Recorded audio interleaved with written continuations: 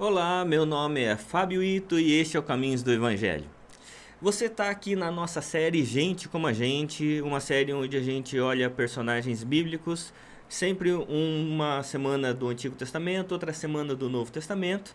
Na semana passada nós consideramos sobre João, o discípulo amado, e hoje nós vamos considerar sobre Noé e a loucura da obediência. Noé é uma das histórias mais incríveis de toda a Escritura Sagrada. Noé se encontra no livro de Gênesis, no capítulo 6º, a partir do capítulo 6º vai até o capítulo 9º. Mas é uma das histórias mais incríveis de toda a Bíblia. Gênesis ele é dividido em duas partes. Os 11 primeiros capítulos falam de eventos universais e os capítulos 12 a 50 sobre eventos locais. E por que isso é importante? Porque Noé é uma das pessoas responsáveis ali que vai estar no centro da narrativa com relação aos eventos universais. O primeiro evento universal é a criação, né? O segundo evento universal é a queda, que vai trazer um impacto a toda a criação, impacto universal. E o terceiro evento universal vai ser o dilúvio, que tem muito a ver com a história, com a narrativa ali de Noé. Noé é um dos personagens bíblicos mais importantes porque ele vivia numa época de grande maldade. Vai relatar ali no capítulo 6º que Noé vivia numa época de grande maldade, de grande corrupção, grande violência. Os homens tinham se tornado altamente violentos, intratáveis, não ensináveis, eram homens orgulhosos, soberbos, muito parecido com a nossa época. E isso vai causar uma grande tristeza em Deus. Deus vai ficar muito triste com tudo aquilo que estava acontecendo. Vai ter, inclusive, um texto que vai dizer que Deus havia se arrependido de criar o ser humano, mas vai ter Noé, que vai chamar a atenção de Deus. Noé, o texto bíblico vai dizer que no verso 8º, ele vai dizer assim: porém Noé encontrou favor aos olhos do Senhor. Noé era um homem justo e íntegro entre os seus contemporâneos. E é interessante isso aqui porque Noé era uma pessoa que não vinha de uma linhagem que poderia ser sacerdotal, não tem referência com relação a isso, mas Noé era um homem diferenciado da sua época porque ele era justo e íntegro. A palavra íntegro aqui tem a ver com ser inteiro, de ser coerente com aquilo que ele professava. E vai dizer ainda que Noé andava com Deus. Essa questão de andar com Deus é sempre muito importante, porque faz com que a fé seja de fato real. E por causa disso, Deus fala assim que a humanidade não viveria mais do que 120 anos. Algumas pessoas interpretam que a idade de cada ser humano não passaria de 120 anos. Não é isso.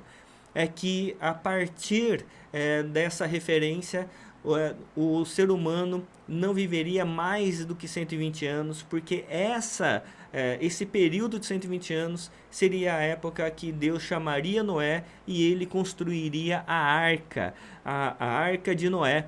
A arca de Noé que já foi retratado em filmes, né? Tem 2 filmes que eu quero colocar a imagem aqui com você. O primeiro é a arca, um filme chamado Noé, um filme bastante interessante. Tem sempre alguns probleminhas de narrativa, né? Mas um filme bastante interessante, com Russell Crowe, e também um outro filme chamado Todo-Poderoso. Esse já é uma comédia que vai falar ali sobre um homem muito ganancioso, um político muito ganancioso, muito vaidoso, e de repente Deus vai chamá-lo para construir uma arca.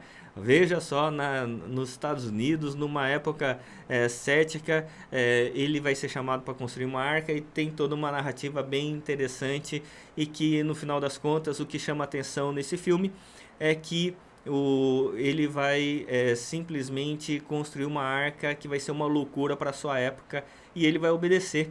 E todo mundo vai chamá-lo de louco, e depois, não vou dar spoiler, mas vai ser um final bastante interessante. E por isso que Noé tem uma missão também bastante importante na sua época, que era construir uma arca. Imagina você construir uma arca numa época que não chovia. Nessa época não havia chuva, não havia tempestade. Todas as plantas eram regadas por uma neblina que vinha pelo alvorecer e pela manhã. Então o que acontecia era que não havia chuva, não havia tempestade. E nessa época construir uma arca, né, para proteger os animais era uma loucura. E Noé, por 120 anos, ele foi chincoalhado, né?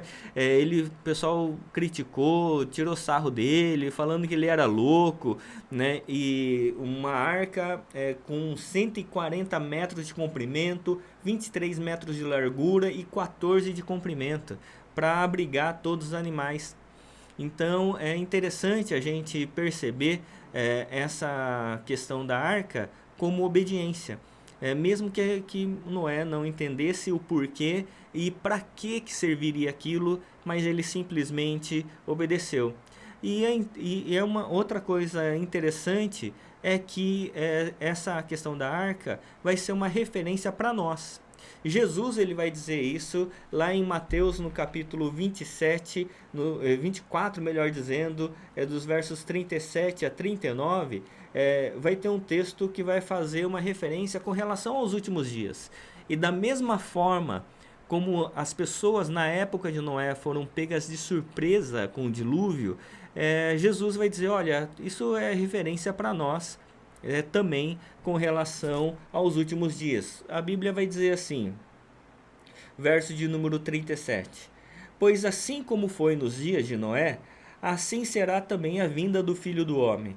Pois assim como nos dias anteriores ao dilúvio, comiam, bebiam, casavam e davam-se em casamento até o dia em que Noé entrou na arca, e não o perceberam até que veio o dilúvio e os levou a todos, assim será também a vinda do Filho do Homem. Olha que interessante esse texto, porque vai mostrar duas coisas importantes. Primeiro, porque Jesus vai falar que o evento de Noé foi histórico. Então, o testemunho de Jesus ele é importante para a gente perceber que a questão da arca e de Noé não foi um mito, não foi um conto, não foi uma lenda, foi uma narrativa histórica. E a segunda é que faz referência com relação ao futuro, com relação à vinda de Jesus, que muitas pessoas vão ficar aí preocupadas com a sua própria vida, comendo, bebendo, né, cuidando da sua própria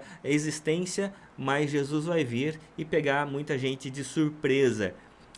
Uma outra questão interessante é que a questão de Noé e aliança com Deus. Quando vem o dilúvio, os 40 dias e 40 noites que Noé esteve ali na arca, chovendo, houve um dilúvio que cobriu toda a terra. Depois que cessa o dilúvio, Noé desce da arca e ele vai fazer um culto. Ele cultua a Deus, e quando ele cultua a Deus, vai ter ali uma outra referência importante nessa narrativa, que vai ser Deus falando a Noé, abençoando a família de Noé. E além de abençoar, Deus vai estabelecer uma aliança com a família de Noé e com toda a criação. Ele vai estabelecer um arco no céu, que é o arco-íris, né, um sinal da aliança de Deus. O arco-íris, para a cristandade, é o sinal da aliança de Deus com toda a terra, da preservação, do cuidado, do amor de Deus. E que a terra não seria mais tragada ou destruída por água.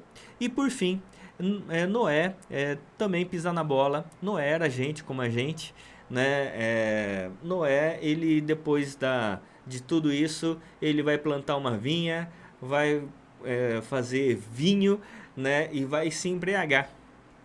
ele vai ficar bêbado, ele vai ficar nu, né, de tão bêbado que estava. Seu filho Cã vai vê-lo nu e vai ter um problema ali na relação de Cã com Noé, né, e que depois vai reverberar aí na relação com os irmãos e tudo mais.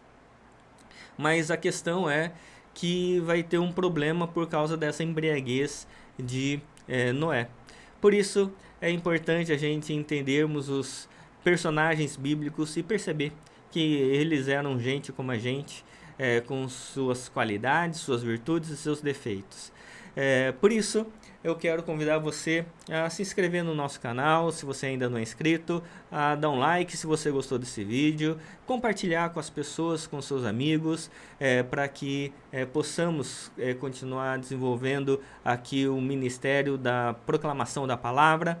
Aqui no nosso canal você vai ter aos sábados um vídeo sendo lançado com relação aos salmos. Estou comentando os 150 salmos, né? Então, se você ainda não acompanhou, acompanha lá.